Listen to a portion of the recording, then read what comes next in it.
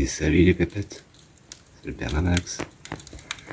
Une petite réflexion au coin du feu, pour ceux qui ont cliqué sur la vidéo, vous avez pu le voir dans le titre. On va parler un petit peu des choix, en règle générale. Et puis, vous connaissez, tomber forcément sur un cas particulier que je connais bien, qui est le mien.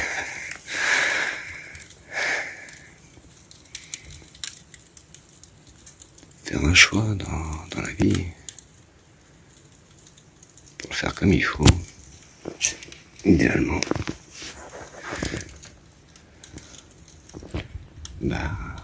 c'est connaître les avantages et les inconvénients. Parce que à chaque choix qu'on trouve à avoir à faire dans la vie, plus le choix est difficile, en fait, c'est souvent que c'est les inconvénients qu'on veut pas avoir, lequel on préfère ne pas avoir ou lequel on préfère avoir des deux, quoi. C'est souvent ça. Parce que, en général, si c'est une question de quel est l'avantage qu'on préfère, c'est un choix qu'on fait assez rapidement. On sait tout de suite vers quoi notre cœur nous fait vibrer, c'est les choses qu'on ne veut pas, qui sont plus gênantes. La question est après, pourquoi est-ce qu'on veut, pourquoi est-ce qu'on ne veut pas?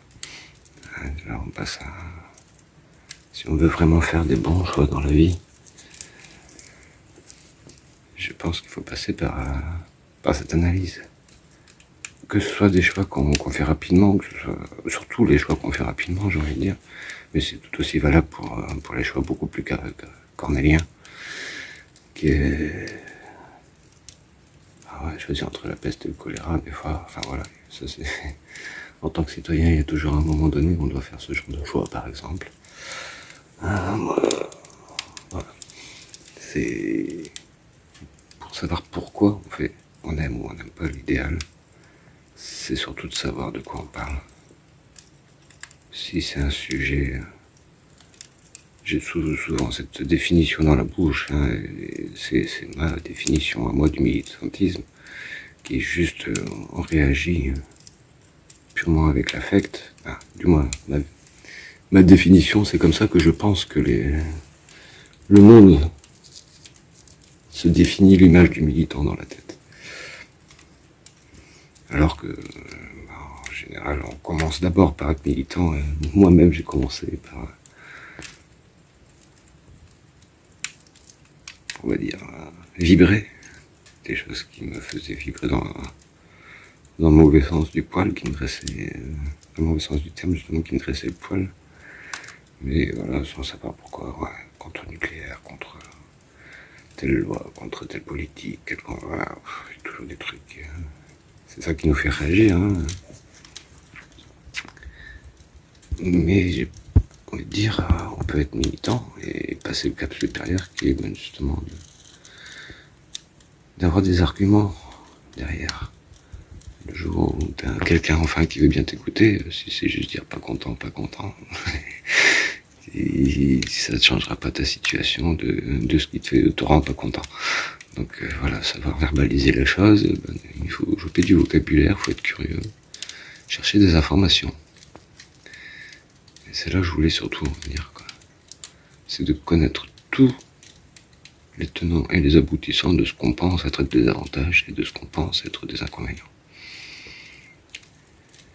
Et des fois, pour connaître, il faut tester. Il faut pas se fier juste à ce qu'on peut en lire, parce que de toute façon, que ce soit sur internet, que ce soit dans les librairies, que ce soit à la télévision, on peut trouver tout et son contraire. Donc moi je pense que le seul conseil qui vaille, c'est d'expérimenter, mais voilà, avec un minimum de recul aussi sur la chose, avec le minimum d'a priori. Surtout ça, savoir étouffer un petit peu ces a priori et les remplacer par la curiosité. Moi, c'est comme ça que je fonctionne en tout cas. Et pour ce qui est de mes choix de vie à moi aujourd'hui, connais mes avantages et les inconvénients, et avec le recul, jusqu'à aujourd'hui, j'ai ni ressenti l'envie, ni le besoin de faire machine arrière, de retourner à ma vie d'avant. Métro, boulot, dodo, enfin voiture, métro, bus, boulot. Non, merci. Oui, j'ai perdu en confort, hein, ça fait partie de ce que l'on... Clairement, quand on est dans cette vie de course effrénée, on se dit tout de suite qu'on perd en confort. Bah oui, en effet, quand j'ai besoin de faire des courses, ça va beaucoup. Bah, je n'habite pas encore trop loin d'un commerce, donc ça va. Mais oui, je le dis. La vérité. Mais oui, bah, pour ce qui est du transport, des poids lourds et tout ça, bah, oui, ça demande une logistique différente, on va dire. Une organisation différente, une petite perte de confort. Mais je le regagne sur la santé parce que je marche beaucoup plus. Surtout quand je porte du lourd, je pratique mon activité physique sans avoir besoin de payer une salle de sport avec un abonnement. Où la plupart des gens que je connais qui ont fait ça ont payé l'abonnement pour avoir le sac. Ils ne sont allés que 2-3 fois dans l'année à la salle. Oui, il en existe des plus érudits que ça, après ça. C'est le biais de mes fréquentations, j'ai envie de dire. Mais... ouais, non, voilà, je pratique mes activités physiques. Bizarrement, j'ai moins besoin souvent d'aller voir le médecin. Et quand j'y vais, c'est vraiment c'est pour des broutilles. Par rapport aux problèmes de santé qu'on pourrait avoir avec l'hygiène de vie que j'ai pu avoir dans le passé. Et ouais, je conçois qu'on puisse pas comprendre mes choix de vie, surtout pour les personnes qui n'ont pas les informations que moi je détiens. Voilà,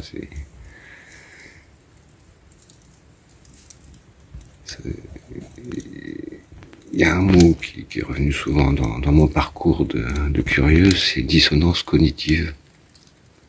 Alors, si vous aussi vous êtes curieux, vous pouvez aller faire vos recherches sur le truc un peu plus poussé. Mais pour ceux qui sont moins curieux mais qui veulent quand même savoir, je vais faire un petit résumé, vous me connaissez. Les dissonances cognitives, en fait, c'est... dissonance, c'est que ça sonne pas bien comme il faut. Et cognitive, c'est tout ce qui concerne l'essence cognitive, le système cérébral, on va dire, hein, tout ce qui est mode de pensée, compagnie. Toutes les connexions neuronales. Et, ouais, quand on pense d'une certaine façon et qu'on agit dans ce qu'on pense être pas la bonne façon de faire, par exemple, ou pas le bon sens, ou que au contraire on nous fait faire des bêtises ou des choses affreuses, bah oui, c'est très souvent là qu'on va tomber sur des gens qui vont avoir des burn-out ou des bore-out. Donc burn-out, c'est quand on brûle la chandelle par les deux bouts et comme ce feu on se consume et puis on sait plus rien faire du tout, hein, on s'étouffe. Et le bore-out, c'est plutôt l'inverse. C'est qu'on s'ennuie tellement au boulot qu'on se demande par se demander si notre vie a un sens, quoi, j'ai envie de dire presque. C'est des gens qui souvent font des pensées un peu morbides. Finissent par avoir des pensées morbides, ça fait partie des symptômes de la chose. Bon, ce sont plus reconnus comme maladie, mais voilà. Ça reste des concepts, des mots à la mode. Ça parle assez bien. Et oui, je comprends les gens, en effet, pour revenir à tous ceux qui sont dans la course et qui sont justement, des fois, qui doivent me juger un peu comme un marginal de faire le choix de marché. Aujourd'hui, vivre sans voiture, c'est... Déjà, avant que je fasse ce choix, que j'en parlais, les gens me disaient, c'est impossible. C'est limite, quoi. C'est limite impossible. Je vous dis, de vivre. Et pourtant, je l'ai fait. Et puis il y en aura peut-être des gens qui se disaient, ouais, enfin, c'est presque impossible, tellement c'est inconfortable, machin. Oui, en effet, il y a une perte de confort.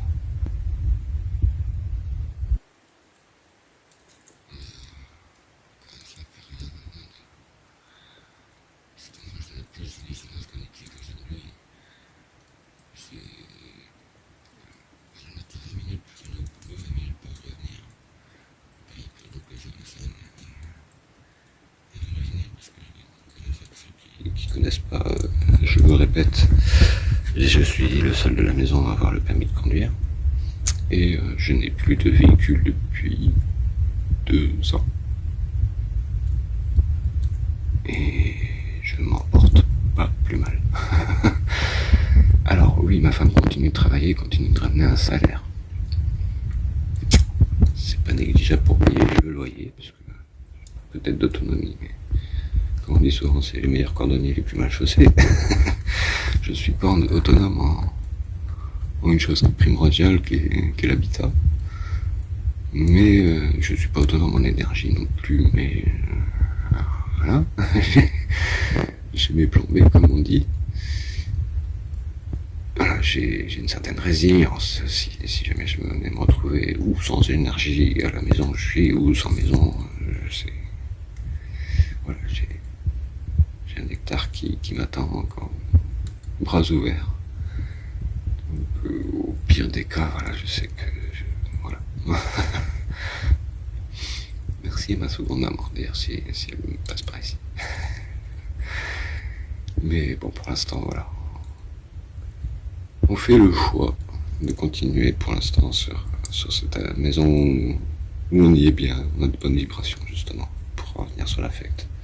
Alors, je cherche même pas à comprendre, c'est intellectualisé que ça nous coûte de l'argent, mais on trouve que ça vaut le coup, voilà, c'est ça. Dès qu'on va mettre de l'argent quelque part, parce que forcément, je vais pas dire qu'il y a un salaire en moins qui rentre, mais pas loin, parce que je bosse, mais pas trop. C'est moi qui choisis quand je travaille, donc c'est plutôt mon avantage. Mais voilà, les dépenses que je n'ai plus en n'ayant plus de véhicule, les dépenses que je n'ai plus en faisant moins de courses, parce que je continue d'en faire, certes, mais niveau alimentaire, c'est drastique. Enfin, on fait des courses complètement différemment, en fait. On n'achète plus que ce qu'on ne sait pas fabriquer nous-mêmes ou ce qu'on ne sait pas trouver directement à la ferme. Donc, soit la nôtre de ferme, soit chez les voisins qui font du bovin ou qui ont des plus grosses fermes et qui savent produire un peu plus que nous.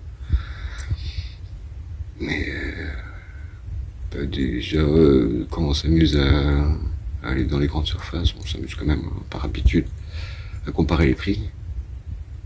Et ouais. Même là, ça vaut pas le coup, quoi. Autant aller sur un circuit court et bon, c'est ce qu'on mange. Je dis pas que ce qu'on mange sera forcément mauvais dans la grande distribution, mais je dis surtout que ce sera pas forcément bon, non. Toujours. Si vous avez un petit peu d'imagination, je vous laisse voir la chaîne entre l'agriculteur qui sort ses légumes de terre, soit pour les donner à manger à ses animaux, par exemple d'ici de là, soit pour la grande distribution justement pour nous, pour les gens, que ces animaux qui élèvent forcément finissent dans le même circuit, entre le transporteur qui ça peut être le fermier jusqu'à l'abattoir lui-même. Faut voir des fois les conditions hygiéniques, enfin, c'est des fois des grandes entreprises et un abattoir, plus il y a de monde qui travaille dedans et plus potentiellement il y en a qui n'est pas forcément tout midi à la bonne heure, quoi, enfin tout, la lumière à tous les étages, et potentiellement. aussi. Et après l'équarrissage, il y a encore un autre transport, et puis il y aura éventuellement la transformation de la découpe. Il y a des trucs comme la chaîne du froid qu'il faut respecter, l'hygiène, éventuellement, il est de mode de mettre des produits un peu partout dans ce qu'on mange. Ça se sait de plus en plus, donc ça se fait de moins en moins, mais ça se fait toujours. Potentiellement, on peut tomber sur des produits c'est des produits plus ou moins controversés. Hein. C'est simplement un peu de sucre, un peu d'eau salée, de la chlorophylle, juste de la vitamine. Mais voilà, bon, ça prend des noms bizarres, ça fait peur. Des fois, c'est vraiment de la saloperie aussi. Donc voilà, on ne sait jamais trop sur quoi on va tomber. Les circuits qui sont par quelle main c'est passé.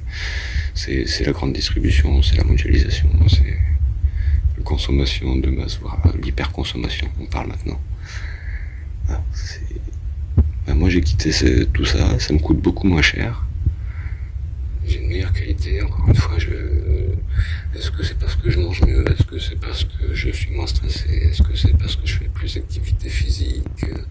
Est-ce que c'est parce que je suis plus heureux? J'en sais rien, mais encore une fois, je suis moi voir le médecin. Est-ce que c'est un mélange de tout ça? Je crois. Ça n'engage que moi. Mais voilà, soyez curieux avant de faire des choix. Et allez chercher les petites bêtes, poser des questions, prenez le temps d'avoir les réponses. Allez des fois aller chercher des forums, des fois qui les questions ont déjà été posées.